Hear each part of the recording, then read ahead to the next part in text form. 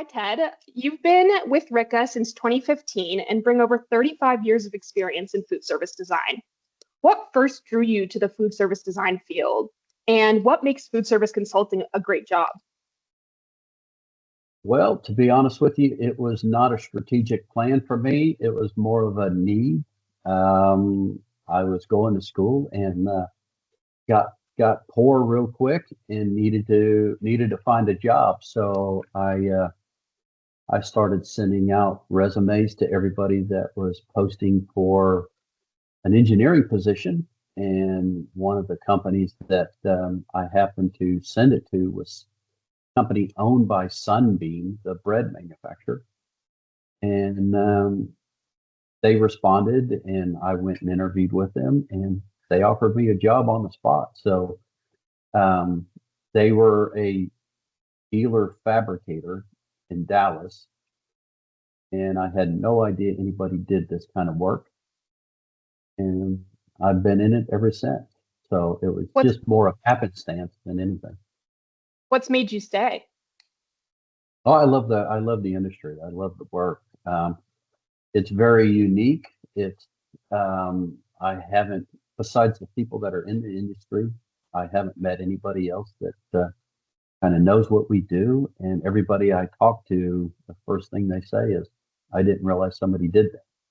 Yeah, me too. So, yeah, so it's a really unique industry, and it's a really a small industry. So you get to know everybody. The people that I've come up with, I've stayed in contact with, and some of them, don't mean to show my age, but some of them have started retiring out of the business, and it's been 30 plus years of a good experience. I've never wanted for a job. I've never, even in the downturns of the economy, I've always been able to stay employed, and um, it's just treated me and my family really well.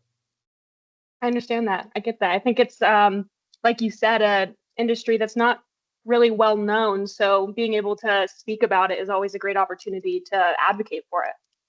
Yeah, yeah. And, a lot of the architects and engineers that we deal with, um, it, it sometimes surprises me, but even though they've done multiple food service, they really lean on us quite heavily to make sure that things are done correctly. So, I love being part of this industry. And going back to kind of how you started and your first days at Ricca, could you tell me a story about your first day or first week at Ricca? Yeah, I think I guess it would be kind of more of an embarrassing story, at least to me.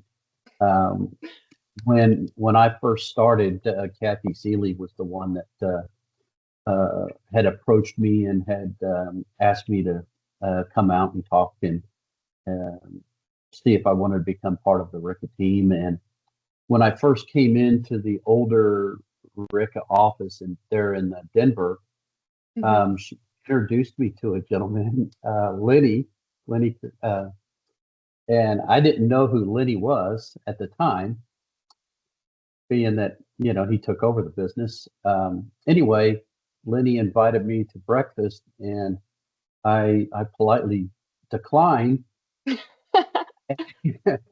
and he made the offer probably another two times until finally the fog cleared in my brain, and I figured out Lenny is trying to tell me something, and I should accept this offer. And anyway, he was nice enough to put it aside and understand that I didn't realize who he was, and luckily I got hired. But that was probably, I think, every so often when he would bring that up to me. Again, rightly so. It's just I needed to read the room a little bit better when I first walked in the door. It could be a little overwhelming your first week, so I get that. Yeah. Now you've been in the service industry to see a lot of transitions from hand drawing to CAD and obviously now to Revit. Can you tell me a little bit about those transitions and the hand you had in advocating for the new technology? Yeah, so it's a good point. When I first started, everything was hand drawn. I went to school. Part of my education was they actually set us down and taught us how to letter and how to draw a line and the thickness of the line and how we dimensioned and how far dimensions were off of objects, things like that. And we did that for quite a while. I shouldn't say quite a while, but I started reading articles about AutoCAD, and nobody at least in my circle, knew what AutoCAD was. And the dealer that I worked for, they were not impressed. They thought it was kind of a fad. And anyway, I was lucky enough to be able to talk them into buying one license for AutoCAD, and normally they just send you discs out and you just load it onto your computer. And there was nobody even that could teach me AutoCAD, so I had to learn it myself.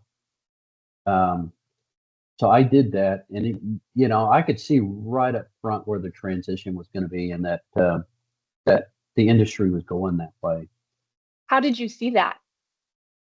Well, it was just a feeling. It was more of a feeling Mm. because once I started using it, I started talking to architects who some of them were still line drawing, and we would send drawing sepias back and forth.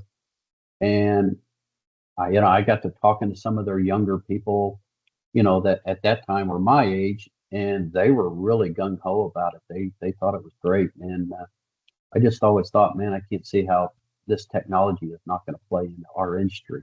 It was faster, it was more efficient.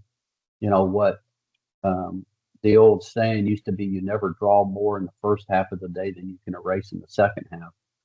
Um, Really, it was kind of a joke, but it meant something. And AutoCAD was not that way. AutoCAD, you could, what took us a half a day, you could do a whole project in, a day or something like that. It was that much of a difference. So, I just thought it was gonna be the thing. And then Revit, when Revit come out, I had no idea. I'd never heard of Revit. Don't know what Revit is. Um, and it was really an architect who called and had a big project in the Middle East and said, "Hey, we've got this job. We want to give it to you guys, but you got to do it in Revit. Can you do it?" And me and one of the other guys that were working there said, "Sure, we can do it in Revit. Not a problem." And then we hung up the phone and both of us looked at each other and said, "What's Revit?" You know, we figured out real quick it was kind of the next version of AutoCAD in our industry, um, at least in our industry. And we did the same thing. We bought a book. We started reading about it. We bought a seat to it, and just kind of self-taught. You know, we never really went to a class or anything like that, so we just taught ourselves. That's awesome. At what point, or sorry, excuse me, from the point that you picked up that AutoCAD book and you were like, this is going to become the next thing, what kind of time period did you notice for like more widespread adoption? I would say for AutoCAD had a longer curve, at least in my opinion. It was probably before it became mainstream, at least for me, it seemed like 5, 6 years, Oh, maybe wow. longer. Revit, the transition for us at least was almost immediate. Um, Once we started doing projects in Revit, it seemed like everybody reached out to us to do it. And the folks in the company that were doing AutoCAD really diminished quickly, and everybody converted over to Revit. Um, if I remember right, we only had one person that was working in AutoCAD. Everybody else was working in Revit. So for us, it was more, there was, when it first came out, at least in our industry, there was really no content for food service. All the all the consultants had to build the content for themselves, if I remember correctly. And and I got to say, probably 90% of the dealers, I'm just guessing 90% of the dealers never moved over to Revit. They stayed in AutoCAD. So it was more the consultants that were doing Revit at the time, at least. Hmm. And now you mentioned working on a project in Saudi Arabia or in the Middle East early on. You've worked on projects in places like Gabon, Africa, and Cairo, Egypt. What was it like to work on those projects? And do you have any like funny creative stories from to share from that time? Um, well, the projects were fantastic. The projects were different, me because of the scope, the scale of them. I mean, they were huge.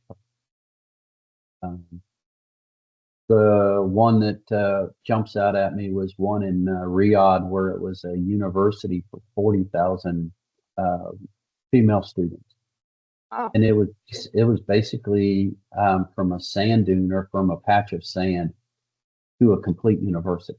I mean, there was uh, housing for the expat patriots that were teaching, or professors that were teaching there. Their families, their children had to have schools, so we built schools for the professors.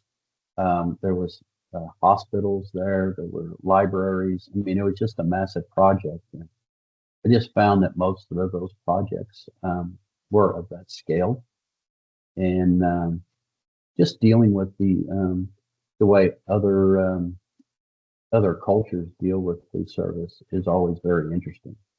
You know, at some point, we started talking about Ramadan and the the the patterns of eating and how they participate and the way they fast, and all of a sudden you get a big rush of people and you got to calculate that all in those projects, and just oh, interesting. so it was just really a fascinating, even how they used water. And over in the US, potable water is just everywhere. It's just the way we do it. Over there it's not quite so much. So all the projects I've worked on some projects in Mexico, and even those projects, they're our neighbors, and those are unique as well. So I, Do you I just found, find, sorry, do you find working internationally, it's a little bit more of that holistic view on a project versus kind of a smaller scope?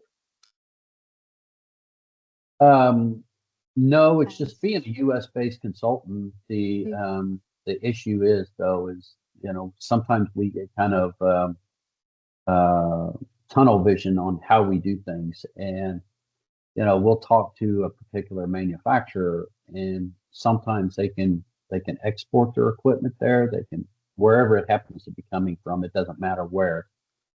But you got to have the conversation of, can it be serviced? What's the longevity of that piece there?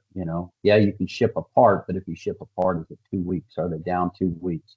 Have local service agents.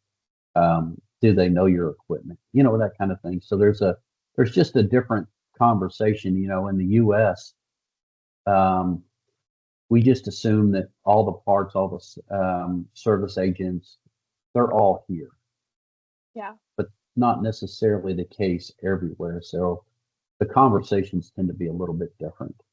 And that's the part, to me. Um, those overall conversations, electrical voltages are different. How we look at health codes are different.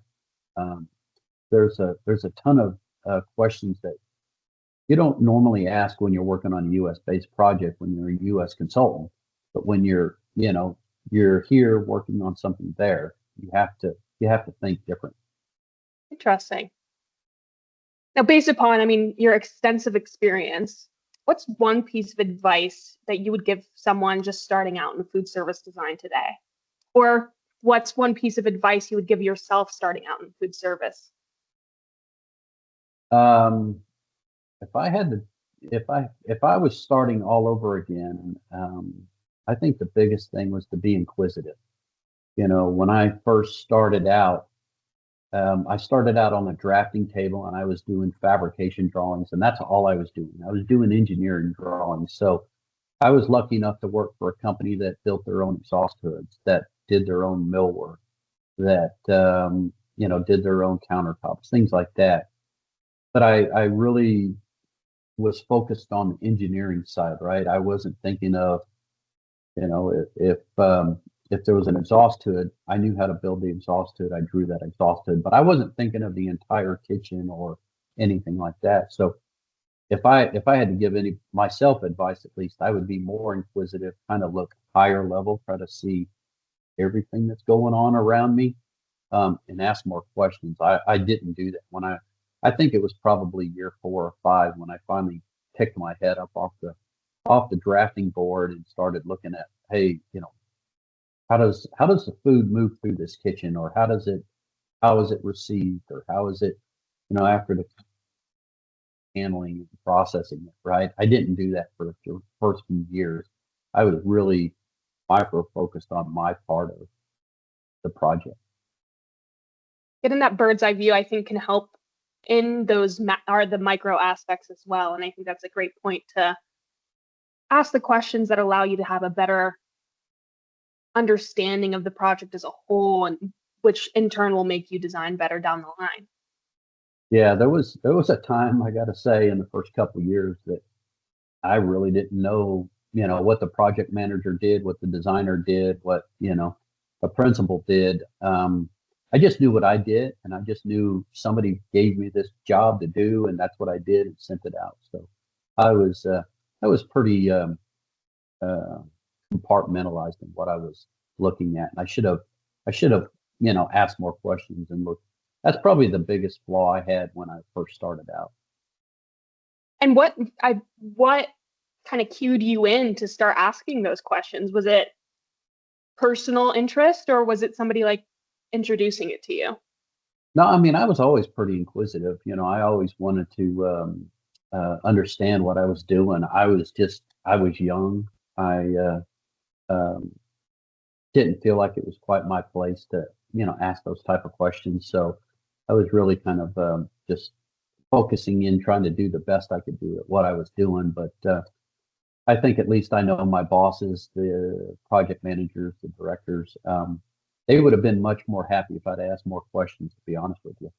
So I don't know. I think it's more of a personal thing that, like I said, I was of the generation you did what you were told, and uh, that's the way it worked. So Totally get that.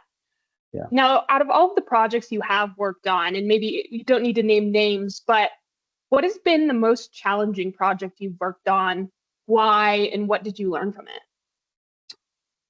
The most challenging project I can say right off the top of my head, I won't give a name, but it was a big project in Las Vegas.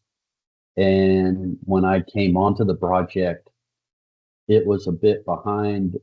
I'm being kind. It was behind in schedule.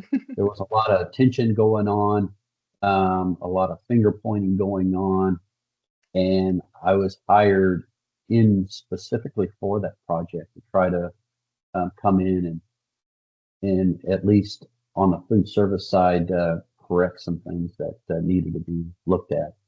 And I guess for the first year, it was a tense project. There was a lot of short deadlines, a lot of um, 14-hour days, trying to get it done. But at the end, it turned into a fantastic project and kind of a marquee um, project for Vegas. So I Hmm. was happy to be part of it. What did you learn from it? Um, I learned to try to bite my tongue a little bit more. Uh, I learned that sometimes people say things that they don't quite. It doesn't quite come out the way they wanted it to when you get stressed, and you know now those people are good friends, but just because we work through it. But you know sometimes there's adversity that you just have to overcome. You know, so we all can't throw up our hands and walk away, or take our ball and go play next door. So sometimes you just have to deal with it.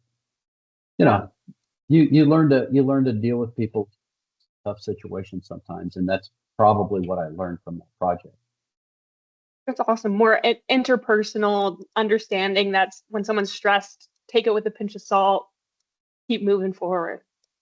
Yeah, and hopefully they'll give you the same leeway because we all get stressed and Mm. sometimes you say things that you don't quite that don't come out correctly. So that's what I learned from it. I hear you. That's awesome. Now, recently we've talked about a project a lot in Northwest Arkansas, the market center of the Ozarks. Can you tell me a couple reasons what makes this project stand out to you, or why have we been talking about it so much? Yeah, so it's a really a unique project in that the foundation up there is trying to engage the local community. So there's a lot of regional farmers. I don't know what it happens to be, rice or tomatoes or just pick something. Could you give a little a higher view explanation of the project before you get into the farmers and Yeah, stuff? yeah. So the project is an incubator space, and it is for the local Northwest Arkansas, um, Southwest Missouri, kind of Kansas, that corner up there. And it is, like I said, it's an incubator space to have regional farmers who want to develop a particular product to go to market. They have a space where they can come in and they don't have a product now, but they can work on their recipes. They can work on packaging. They can work on marketing. Everything that they need to roll a product out to the market to the general public. So if you're I don't know if your grandmother has a great tomato sauce recipe and you're growing tomatoes and you want to send that out to market. So this is a way to bring your tomatoes into this facility to improve your recipe if grandma's recipe needs to be improved. And then there's a processing side of it to where you can package it, label it, case it, and ship it out to whatever vendor you happen to be contracted with and roll that out to market. And then once you get big enough, you would move out of that space. You would develop your own space, and then now you're in the business, and you can start selling to Walmarts and Targets and Kroger's and that kind of thing. In that project, we also had a section, a commissary side of it, to where the local food trucks would have a home base. So if you owned your own food truck and you didn't have a facility to um, do all the prep work for your, I don't know, your taco truck or your sandwich truck or your barbecue truck, you could come in, you could lease space here, you could come in here, you could do all that, you could clean your truck, you can restock your truck, you have a place to receive your raw ingredients. Um, there's a warewashing space where you come in and you could wash up. In the morning, you load up your truck and off you go. And then at the end of the evening, you come back in and you do the whole process over again. So it was a really, again, it was a way to give the locals a leg up into the food service industry to roll out their um, their ideas. That's interesting. It's really advocating for those kind of let's say more rural areas to be able to produce something and start a brand of their own. That's really cool. I didn't know the project was surrounded by like that. Yeah, it's very unique, and it's a teaching area too. So if the local school kids can come in and they can learn about the process. There's classrooms in there. There's all the commissaries, all the production areas. There's a lot of glass in there, so it's not a kitchen that's shielded off or closed off by walls, right? They're glass walls. You can see in there. You can see what's going on. I can see the kettles. I can see the ranges and the exhaust hoods. I can see what's going on. And you can bring, whatever age group you want, even the local, I don't know, foodies that want to have a tasting or um, um, teaching. They want to meet a chef and they can teach them how to do something. That's there. It's really a unique space. I'm really That's proud of awesome. being involved in it. Yeah. Is it the first of its kind in the area? It's in the area, yeah, absolutely. I don't know if it's the first of the kind in the country. If it's not the first, it's pretty close, but I don't know that. That's I awesome. know it's unique in that area. Speaking of a different kind of project, you've been involved in projects for hospitals, headquarters, higher education buildings, state buildings. How do you tailor your design approach across such diverse environments? Ooh, well, I mean, each one of those segments has a unique need. Um, we do everything, prisons, hospitals, um, how do you engage the students in a higher ed versus the visibility and the control in a prison kitchen, right? There's very unique requirements in each one of them, and it's just I got to be honest with you, it's experience in doing it, and it's the learned, um, you know, the people who taught me. Um, that's one thing about this industry. You just pass along knowledge, right? There are some books, there are some universities that are starting to teach it, as I understand it. But for me, at least, it was all exposure to the industry and um, just having good mentors. That's awesome. I think we talk so much about the passing down of knowledge here at Ricca and different generations who have owned the company. Um, but being able to pass that knowledge down, I think, is something that's invaluable. And like you said, it's not typically taught in a textbook. So it's great to hear.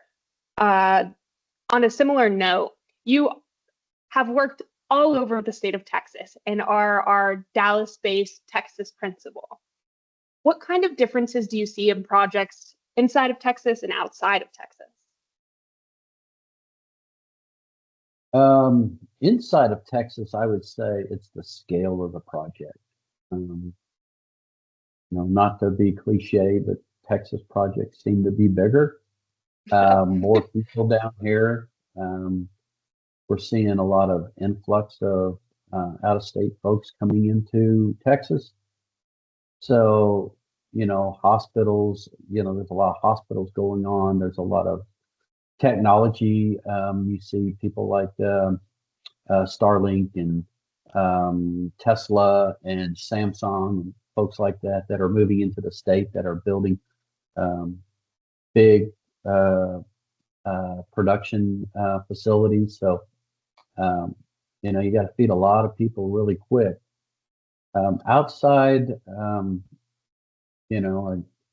came from Oklahoma, so Oklahoma, Arkansas, Louisiana, those kind of spaces.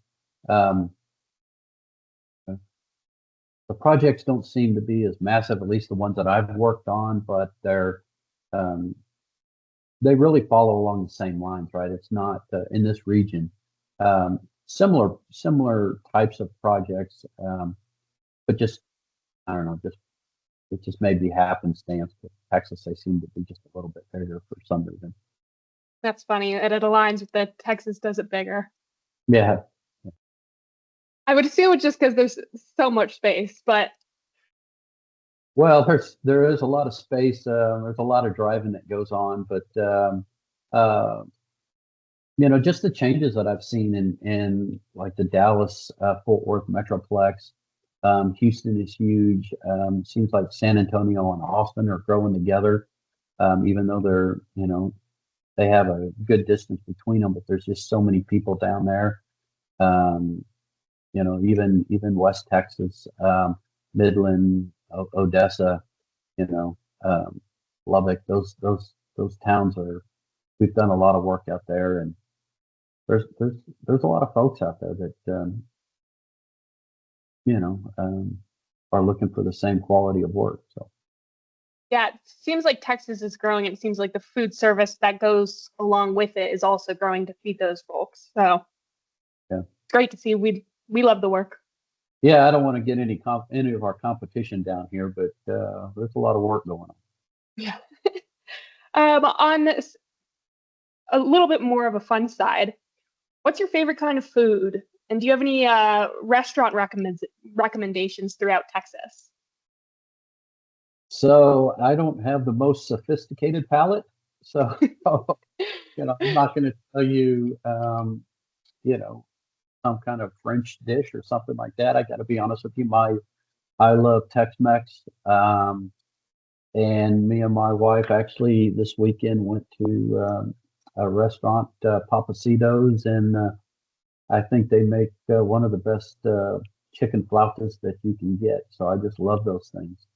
Mm, Um, Probably shouldn't eat them as much as I do, but again, I'm a pretty basic taste palette kind of person. So I understand. I understand. I mean, you can't really go wrong with Tex-Mex. So, yeah. now I have one final question for you, and this is a question I like to ask all the principals. Now, you obviously know Ricca's motto is creating what's next. What does that mean to you, and how do you apply it to your work? So creating what's next to me, think outside the box. How do we? I do have a lot of clients that come to us and say, how can we make this space more efficient? You know, labor is always an issue, cost of equipment is always an issue. So that to me is what's next. Um, how do we do things that are not so much unique? We don't want to create a design that isn't can't be supported, but we Hmm. do want to think of how do we create these so they can be flexed in the future and they can be modified without tearing down a wall or having to run new gas lines or something like that, right? Um, One of the things I see in Texas a lot is folks looking at all electric kitchens and sustainable options. And Texas natural gas is pretty cheap, and everybody grew up on it, and food service staff are trained on it. And how do we help them with that approach, that all electric kitchen approach, which is something that we don't always see down here. So um, when we get those jobs, we want to be the expert. We want to be able to talk to it, and um, so they can lean on. So that's what I take that motto to be. And how have you implemented that motto recently? Could you give us an example? Yeah. So working on the Austin Convention Center right now.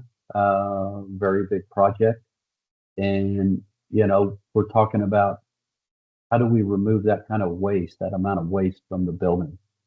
And we have a lot of composters and digesters on the project, and we don't want the staff for efficiency. We don't necessarily want the staff to have to take a trash can from here to there to get rid of organic waste. So um, we put a lot of grinders. We put a lot of um, waste transport systems into that project in order to move that.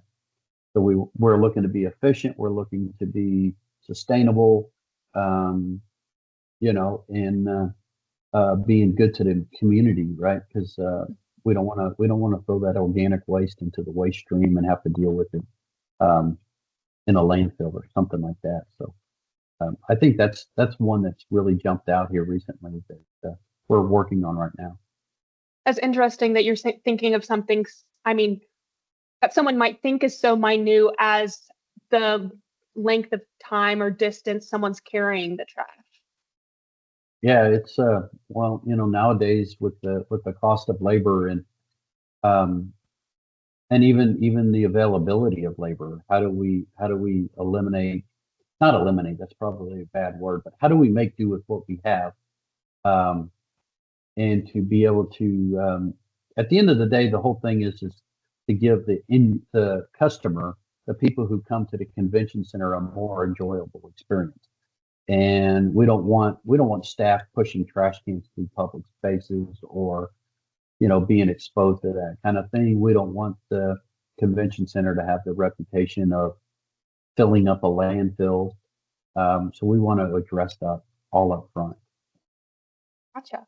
Well, this has been a great conversation, Ted. I appreciate you taking the time to speak with me today. I hope you have a great rest of your week. Well, thanks for the opportunity. I appreciate it. Thank you. I'll see you. Talk to you soon. All right. Bye-bye.